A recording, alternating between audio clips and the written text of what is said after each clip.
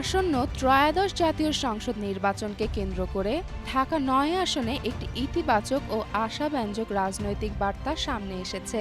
স্বতন্ত্র প্রার্থী হিসেবে ডক্টর তাসনিম জারার মনোনয়ন বৈধ ঘোষণার মধ্য দিয়ে এই আসনে প্রতিদ্বন্দ্বিতার দ্বার উন্মোচিত হয়েছে। এই খবরে ঢাকা-৯ আসনের বিএনপি মনোনীত প্রার্থী হাবিবুর রশিদ হাবিব ডক্টর তাসনিম জারাকে আন্তরিক শুভেচ্ছা ও অভিনন্দন জানান। তিনি তার ফেসবুক বার্তায় গণতান্ত্রিক অংশগ্রহণের গুরুত্ব তুলে ধরেন এবং সুযোগকে কল্যাণকর হিসেবে উল্লেখ করেন। পাশাপাশি দুজনের মধ্যে ফোনালাপে সৌহার্দ্যপূর্ণ ও শিষ্টাচারসম্মত মতবিনিময় হয়েছে বলে জানান তিনি।